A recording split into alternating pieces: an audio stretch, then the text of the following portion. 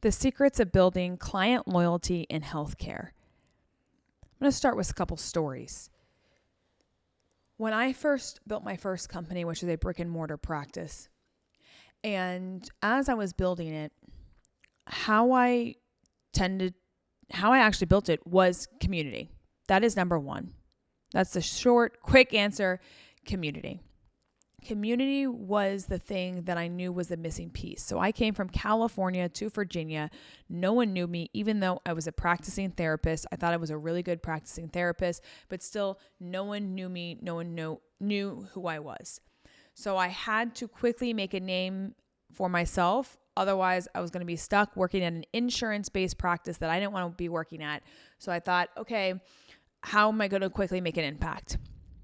So the biggest thing that I could say is I actually started to do community events. Now, I didn't have money to have a facility.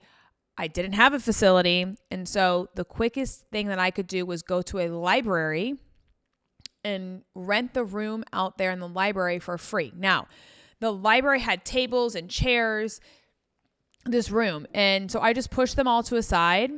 And then I set them up for like a leakage class that I was going to give, and I was going to give a talk on, but we had to use the floor space. So we would get down on the floor and I would start like looking at people. My first ever class, I only had 3 people show up at it, but 3 people was like a freaking miracle. And I was so excited about it. I put on a second class at the library. I had 8 people show up and I gave away free lube samples. And I thought, wow, I have made it. By the way, I still don't have many clients, and this is definitely not a successful business right now at this stage that I'm talking about. But I was so happy that I had 8 people interested in how to actually solve their bladder leakage problem. And I started to realize, wow, when I put on free community events, people actually attend, compared to trying to talk to people online. At this point, I didn't even know how to work a Zoom link. I didn't know how to work social media. So I was just like, what could I do in person? Because that was a strength of mine. So meaning I didn't mind talking to people. So if you guys don't mind talking to people, community building in person is key. And by the way, you can also do this online because I did that as well, which I'll get into in a second. So I used the library. That was the first thing I did. The second thing I did was I had a Pilates background and a yoga background, and I started to teach Pilates and yoga to anyone and everyone that would want to come. And mind you, this was during COVID. So anyone in my neighborhood, we would do these social distancing parties, and I would teach like 30 minutes of a Pilates class, and I would even get all these males to come, and it was awesome because they would all like complain and moan, and you're like, yes, I'm murdering them, and it's like fun, like that excites a Pilates instructor, just so you know. And so I was like, yes, like I am helping them, like everyone's loving this. And so I started to do that for my neighborhood. And then what I started to do was, well, why can't I do that for fitness studios? So if they were like Burn Boot Camp, for instance, that lifted heavy weights, why can't I put on a 30-minute ab series for them in their Facebook group? So that's what I started to do. I started to do 30-minute ab routines for people because I knew, again, I saw a gap, and I knew that people wanted that. And that a lot of times in these fitness classes, they weren't really stressing abdominals. They were stressing like functional fitness and movement and all that, which is great, but they weren't hitting abdominals, which a lot of people wanted. So I started helping people through those platforms, which then got me online a little bit. And, I was scared of online because I was like, oh my gosh, it's online. Like that sounds so scary. I don't know how this works. And then it had me thinking of like, well, I'm actually referring, my practice is building at this point, and I'm referring clients to other providers that don't know me. I don't really know them, and I want to know them so that I can make sure that if I refer them, that my patient is going to be very happy with the referral I made. But I was like, I don't have time to go have like lunch with all of them. Like many providers are like, let's go to lunch, and then think from there on out, they're just going to refer to you. That doesn't work. So I knew that already. I was smart enough to know that because I marketed at other clinics I was at, and I was like, yeah, that doesn't work. So I was like, what can I do that's going to make a big impact? So then what I did was I got 40 women-owned businesses. And how I did that was I asked in a Facebook group that had over 30,000 women in the community. And I said, hey, if you're a women-owned business, can you drop your link right here below? And I'm taking applications. I didn't take everyone. I said, we're taking applications to see who would be a good fit for this summit.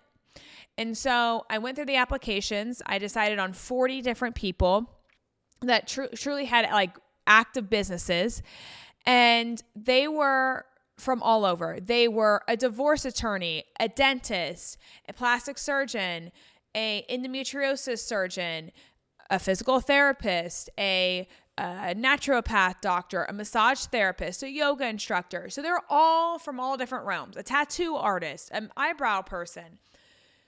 And so we came together and I did 15 to 20 minute slots that they could, sign up for. And basically it was a 2-day online event, all on Zoom, nothing in person. And they had to come on and actually provide value to the client. So if a massage therapist came on, she can't just say, hi, I give out massages and this is who I am. No, she had to have the people on the other part of the Zoom call, which is us, the clients, right? Learn how to massage ourselves, or learn how to give a partner massage, or learn how to do something that's going to help lengthen muscles. And so that's what she taught us. The tattoo artist that did eyebrows, and she also did areolas for the nipples for people that had breast cancer. She showed us different images and pictures of like what things can look like if you were struggling with that, which is amazing because that helps women build their confidence. And so it wasn't just about like what they did, it was actually providing value to the community, and each person had to provide value. And so that was the biggest hit of what launched my brick and mortar practice, because then everyone knew me because I was the go-to person that got all these people together and launched everyone's business as well, because we would be promoting it in that Facebook group constantly. And we came up with flyers, we had sponsorships, and it was a massive, massive hit. And because of that, we had over at the peak we had on Zoom was over 1,500 people come onto Zoom that were just clients and patients. Could you imagine having access to 1,500 leads in your community that have problems in a day? That is insane. So the marketing we did behind it was like insane. And I didn't realize it at the time. I was just like, yeah, I guess this is normal. And so from there on out, like everyone was like, well, Kelly, you must know this business. Like, who would you recommend? And so like I became the trusted provider in the community like that, with no one knowing me, to like extreme amount of like clout and like understanding who's the best for who.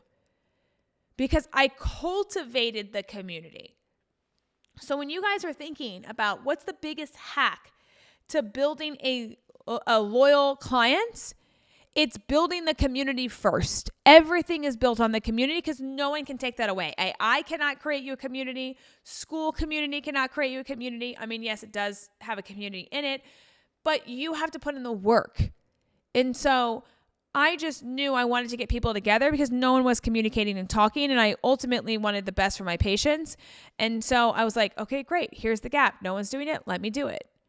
And it's finding those things that no one is doing. I really have truly feel like those are the things that have moved my businesses the most. It's doing the thing that no one is doing, or seeing the thing that no one is doing and then just acting on it, and fast, quick, speed. That's key. And so that's number one, is make sure you build a community for loyal customers. The second thing is think about the customer. Think about the customer experience. Think about the customer journey. Think about that. What happens, with that customer journey?